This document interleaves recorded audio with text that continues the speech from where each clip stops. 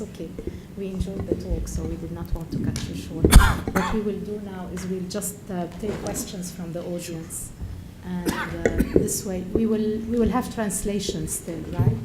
You will need okay, c'est bon. So questions are open. Please feel free, and we have a mic for those who want to speak because we have recording. So please introduce yourselves and ask your questions to one of our panelists, please, or both of them. Ray, can we have the mic, please? Thank you. I'm Ray Bush from the University of Leeds.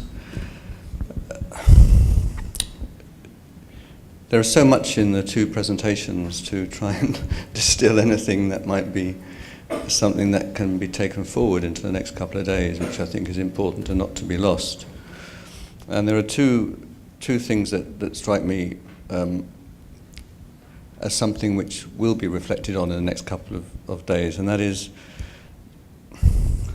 what kind of analytical categories do we have to unpick what it is that each of you have tried to say. Because there are some unifying themes across the two presentations. But Francois, in a sense, troubled me a little.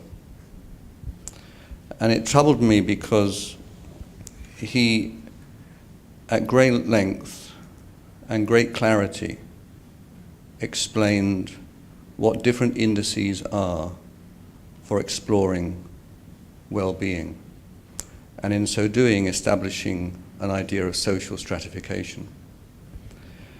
But you distinguish between what you see to be material and non-material standards of living. And I think therein lies a problem for us as activists as well as academics, because missing from your presentation was an idea of class. Class as an analytical category that gives analytical heft to understanding relations of exploitation and how the capacity of labor is realized, the capacity of labor to be realized. And that's something that Nader focused on a lot with his concern about education and unemployment. How can the capacity of labor be realized?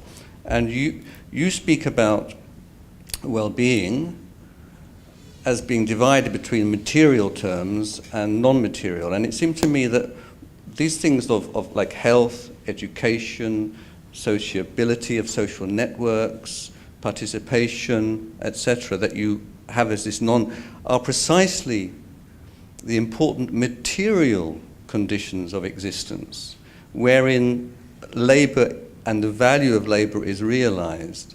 And in particular, households and rural households have their labor renewed and reproduced.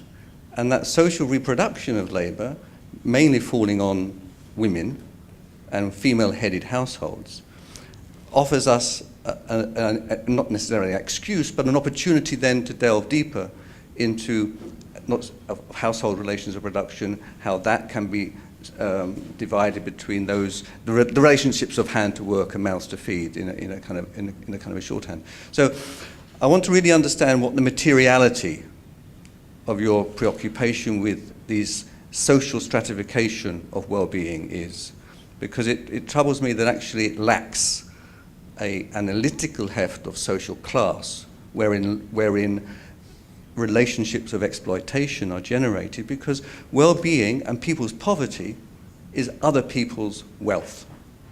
And how can we, as social analysts, as well as activists, create the conditions for agency and transformation?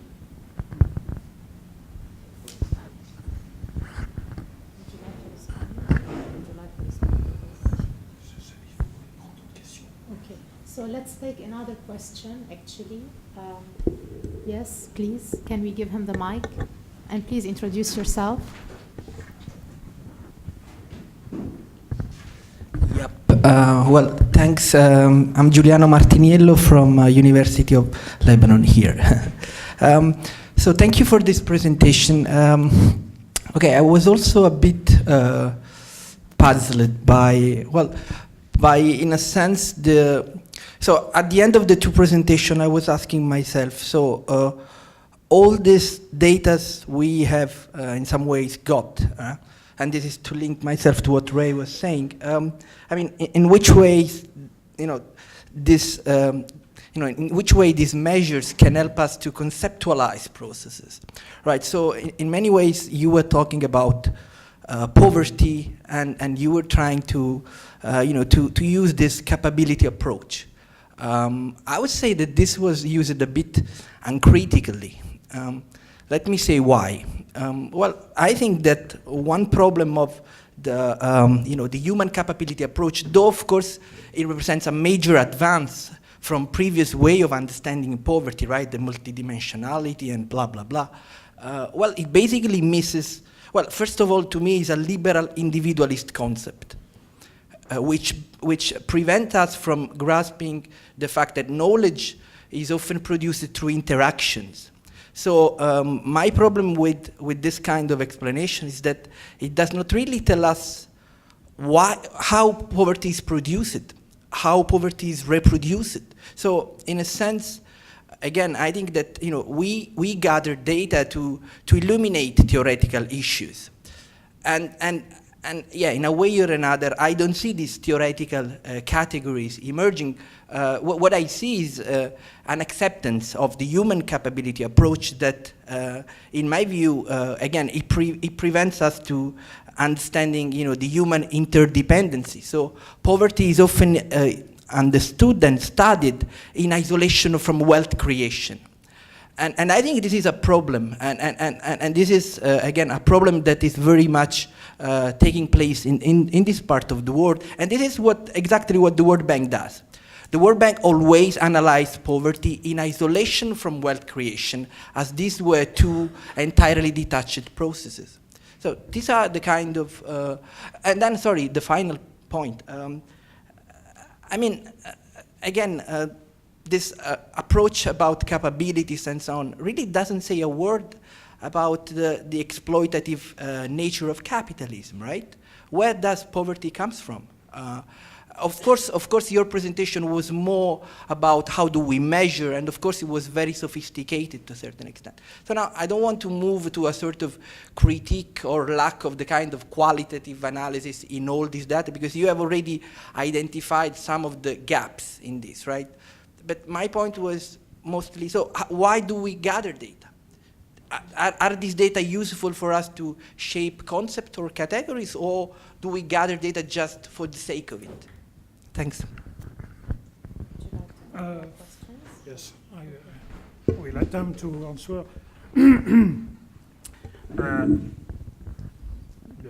I wanted to present a descriptive frame to measure well-being or standard of living, something like that. But I am perfectly conscious that the category used by this kind of approach is purely descriptive, because I will say under this, comment on dit derrière ce tableau? Behind this empirical description, there is the social fabric. And I agree completely that behind this, this description, you have a huge processes of, for example, income distribution. What you can measure inequality. So what? Behind the inequality index, for example, there is a social fabric, there is a process of redistribution and distribution of incomes. And I agree that there is social and economic mechanisms.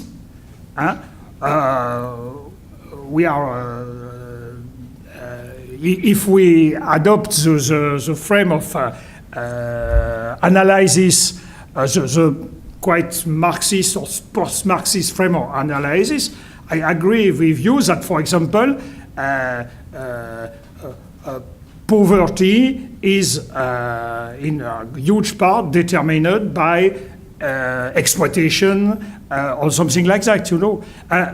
I don't know if you understand me because my English is very bad, but you know, for me, it's the question was to measure well-being, but I am perfectly conscious behind this description, this measurement, there is the social fabric, the social relations, exploitation relations, the domination relations, so what, you know, it was not possible in a so short time to describe what are the mechanisms behind, who are the cause of this state of affairs that we want only measure on the discrete. You know, I don't know just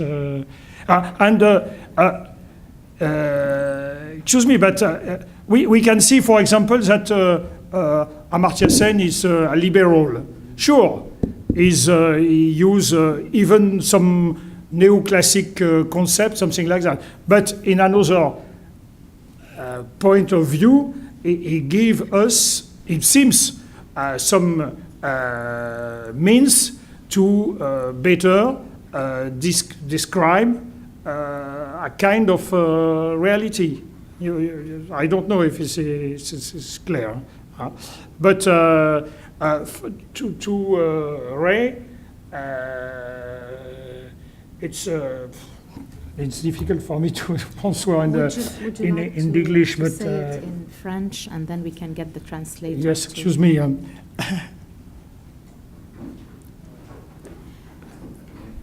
So we will translate simultaneously now with a professional, better than myself.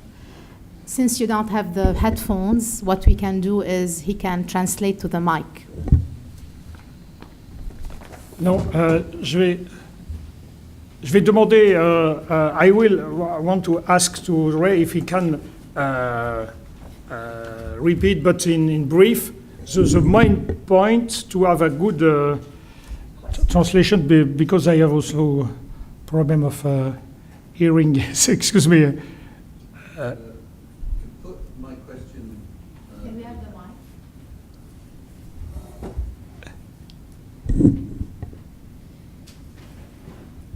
Try and put my question a little. It's not on. It's a conspiracy. C'est un complot. Comment? C'est un complot. Oui, c'est un complot. First the power cut, now this. Because I want to be sure that I really understand what is your main point. You know, this is this distinction between material or non-material aspects of standard of living.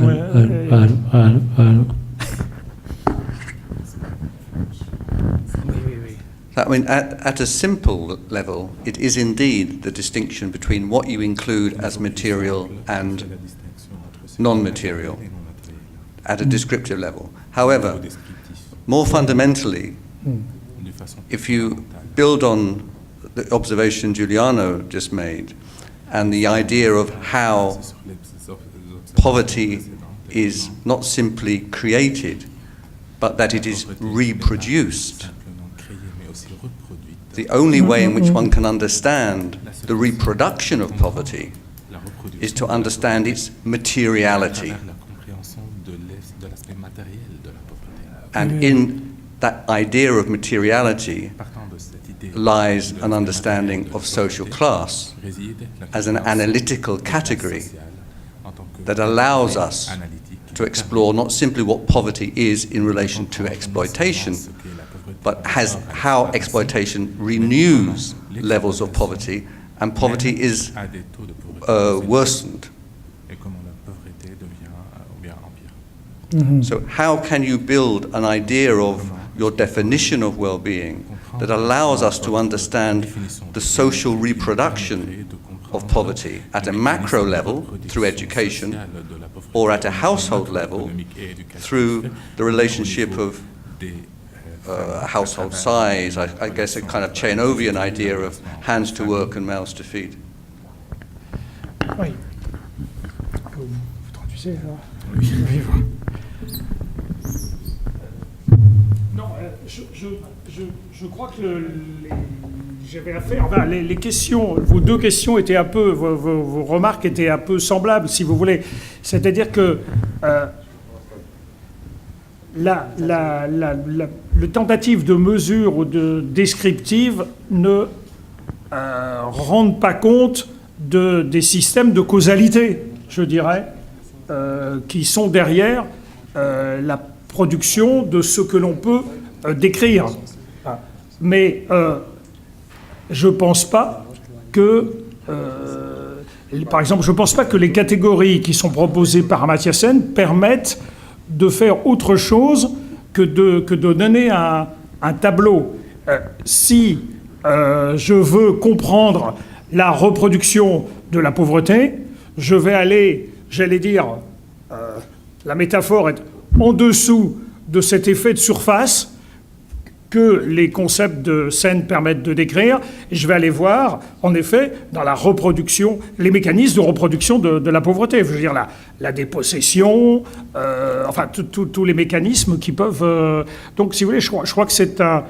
Il y a deux niveaux distincts. Moi, encore une fois, j'ai essayé de répondre à une demande qui était de quelles sont les données dont nous disposons pour décrire un état de choses qui serait des niveaux de vie de la population. Mais par exemple, une fois que j'aurais distingué, par exemple, des niveaux de vie, des catégories de ménages avec des niveaux de vie différents, il est clair que je vais devoir avoir recours à d'autres outils pour comprendre pourquoi certains de ces ménages vont être considérés comme pauvres, quels sont les mécanismes derrière leur appauvrissement, derrière la reproduction de la pauvreté. Et là, je suis d'accord, tout à fait d'accord, pour dire que les aspects, entre guillemets, matériels, les aspects non matériels sont parfaitement entrelacés et sont indistinguables les uns des autres. Par exemple, l'acquisition d'un capital scolaire, d'un niveau de qualification,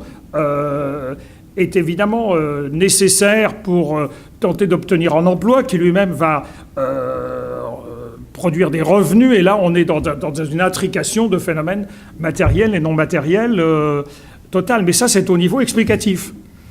Je voulais dire que sur le plan de la description d'un état de fait, il était nécessaire peut-être de distinguer différents éléments de façon approximative en éléments matériels, non matériels, mais que sinon, on sait très bien, par exemple, que le capital scolaire contribue à la reproduction des divisions de classe, des divisions sociales, des inégalités, des phénomènes de domination et autres. Donc, je crois qu'il faut faire appel à... Il y a un outillage de description et je crois qu'il faut faire appel à un autre outillage explicatif que je ne trouve pas chez les gens, par exemple chez Amartya Sen ou autres. Je ne trouve pas réellement... Je trouve des concepts de descriptifs intéressants, je ne trouve pas de concepts de théorie explicative. Et à ce moment-là, j'ai recours à d'autres cadres théoriques pour lesquels je pense que je serais assez d'accord avec vous deux. Je ne sais pas si je réponds bien. Okay, so in brief, because this is not simultaneous interpretation, what I mostly relied on was on descriptive measures, and this only sets the scene. It only gives us a descriptive idea of what's going on. And if we rely on the categories given by Amartya Sen, they only give us also an idea of the scene in general.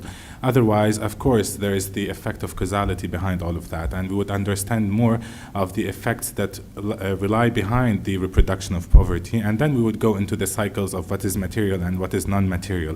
For instance, we know that all of the material and non-material aspects are all intertwined and interrelated, and having access to education will lead to the creation of jobs that will ultimately lead to the generation of revenue, and this is all part of an entire cycle. However, this this is simply descriptive and not analytical. It gives you a canvas, a general picture, and I did not find the proper tools for further analytical aspects of this in the different literatures, including that of Mathiasen.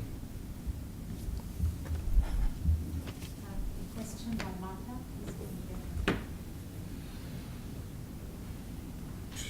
Can you introduce yourself?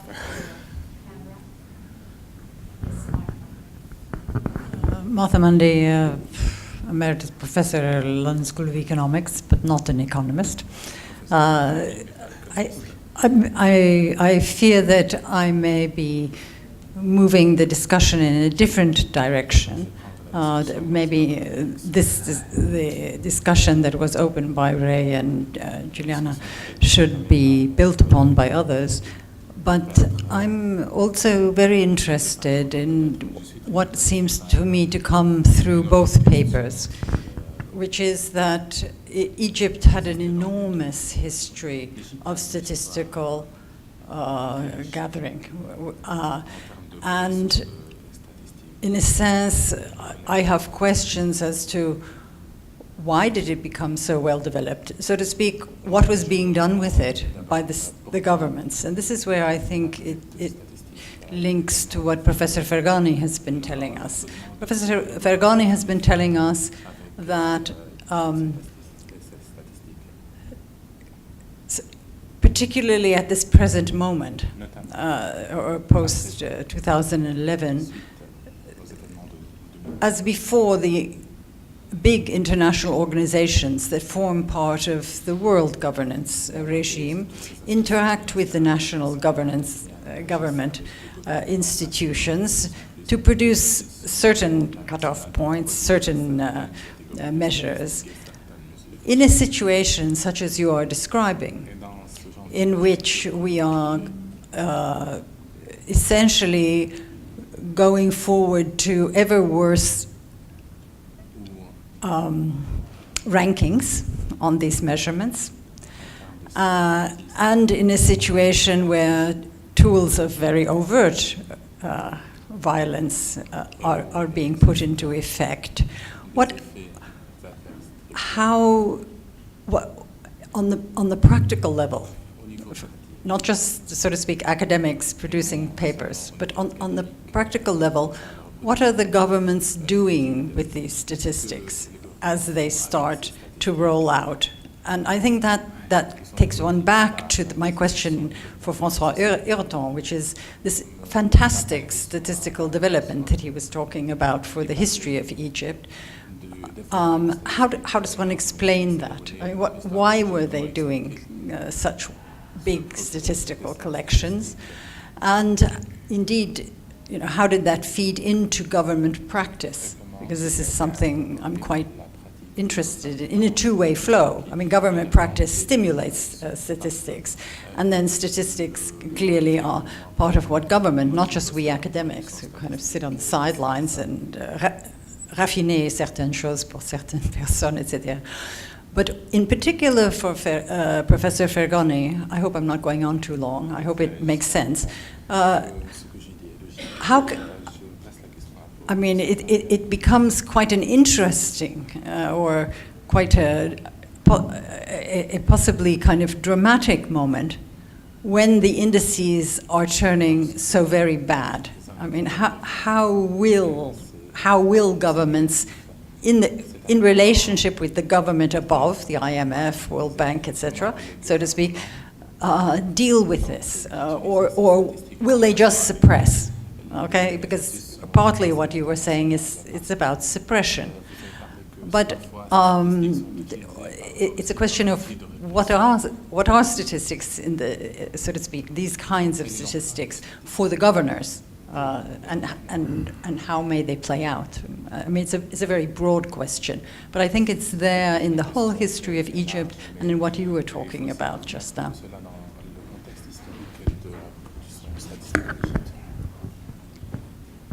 Would any of the panelists like to answer, or shall we take more interventions from the audience?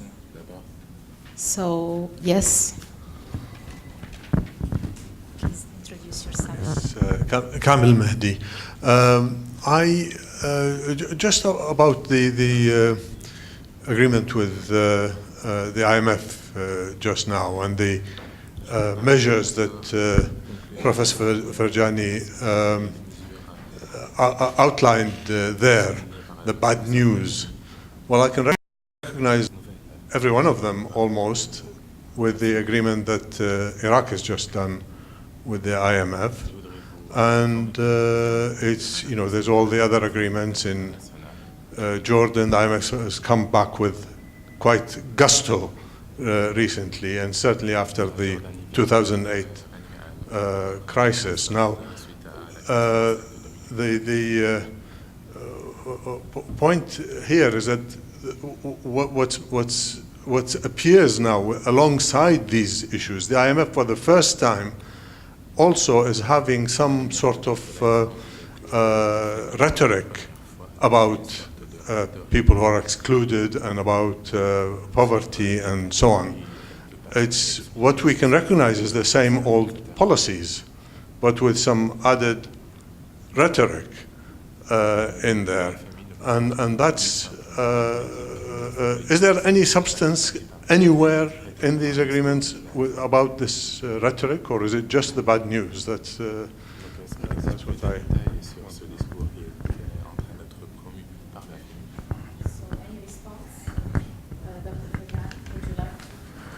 If you want me to. Yes, please.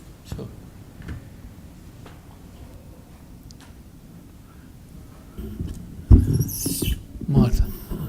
Martha, governments always, especially in less developed countries, always want to look modern.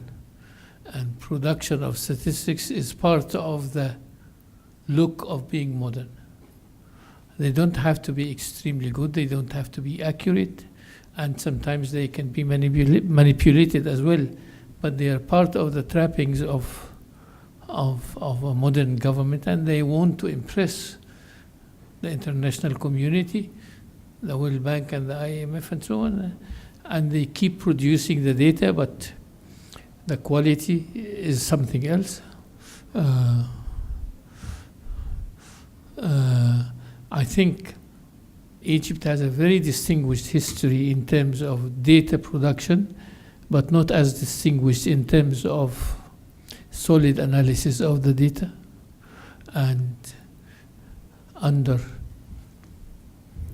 governments like the one we have now, there is every attempt to manipulate the data to hide the crimes they are committing against the human welfare in the country. Kamil, I think honestly, the IMF, or what I call the Washington Consensus, which takes the IMF, the World Bank, and the US Treasury, are investing in these regimes that the people wanted to overthrow. I don't want to get too political here, but the key word is Israel. The security of Israel and the protection of Israel. And this is one overarching explanation of why the international community has been investing in these dictatorial, oppressive regimes, impoverishing the people, and they still are. I can go on, but then this will take us outside the realm of this conference.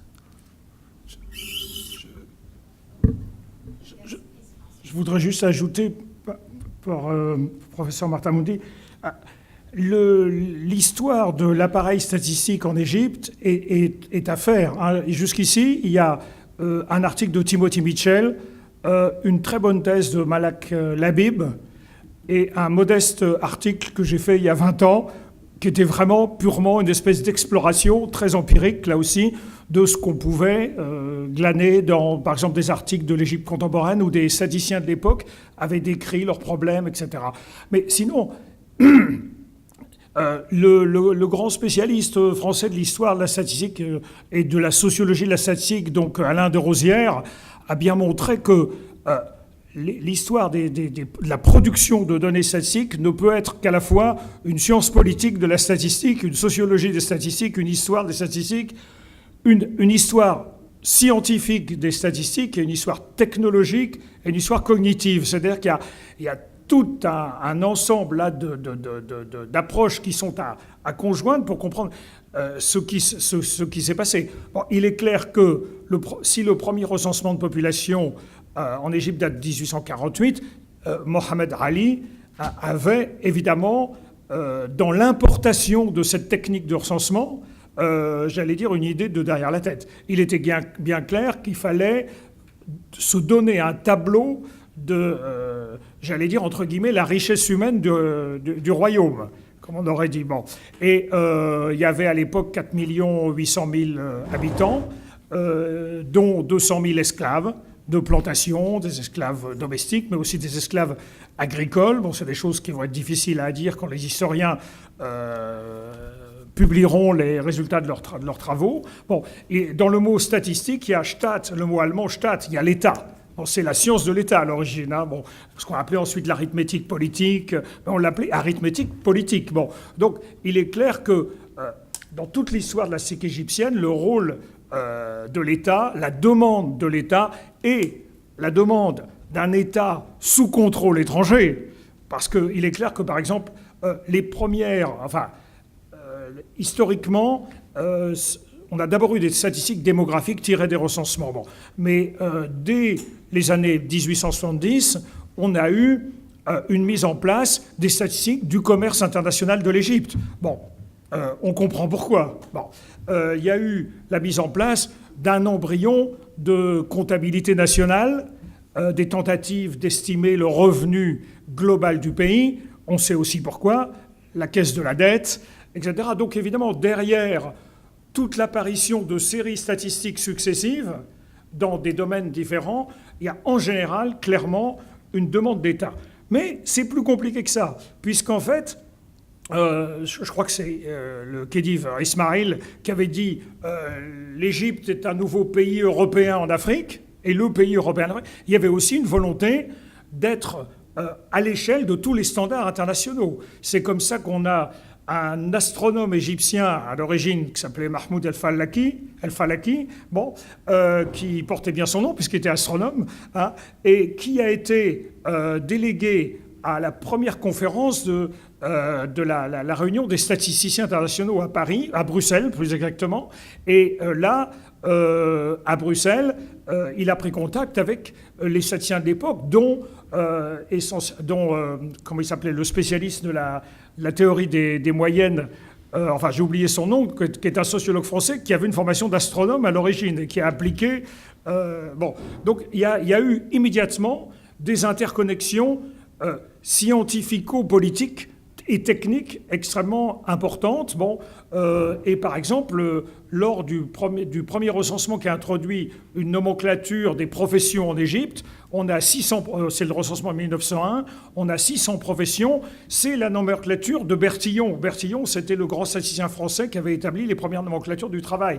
Alors, anecdotiquement, on avait ajouté quelques professions comme pleureuse dans les enterrements, laveuse de cadavres, etc., etc. Mais on avait pris une nomenclature totalement occidentale et on avait introduit quelques vendeurs de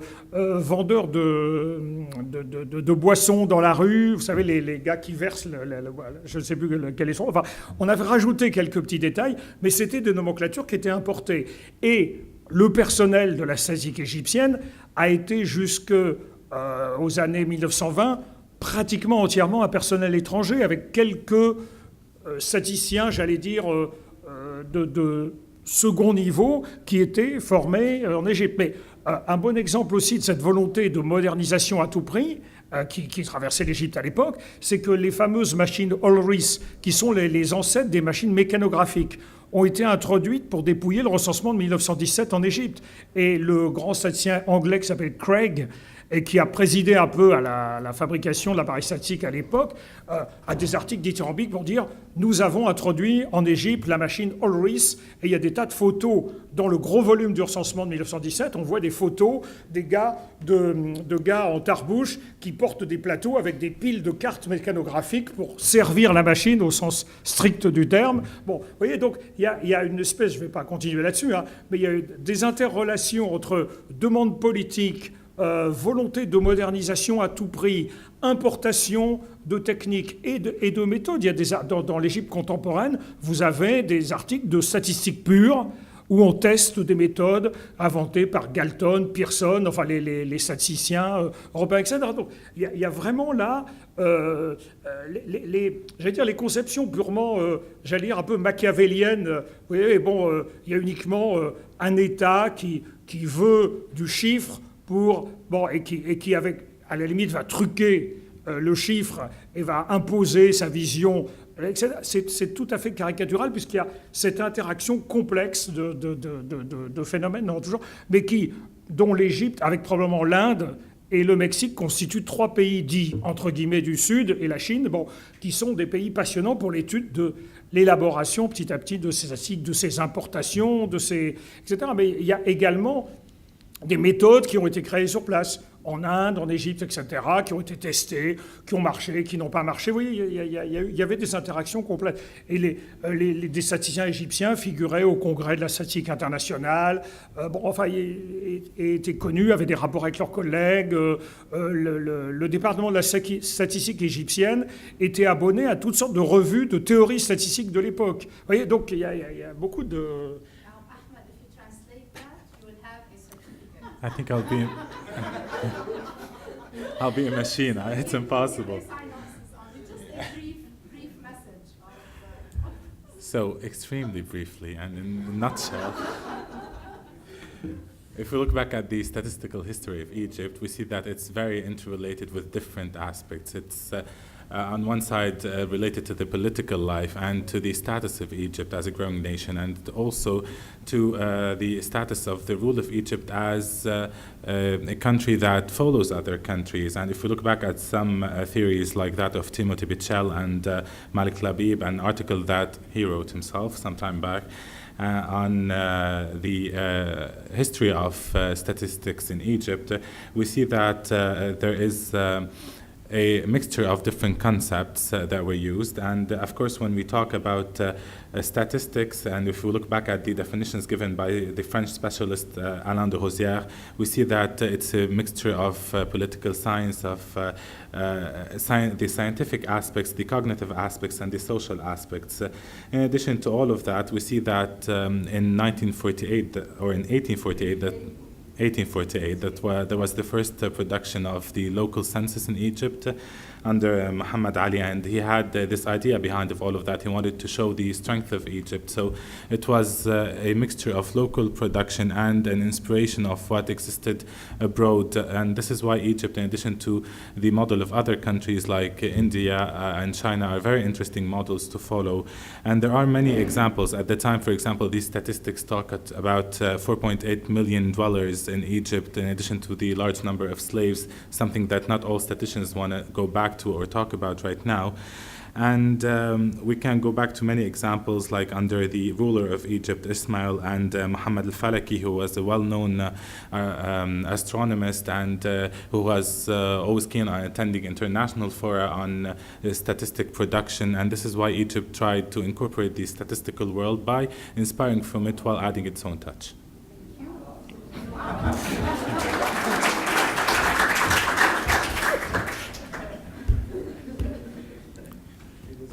I'm only human, you know.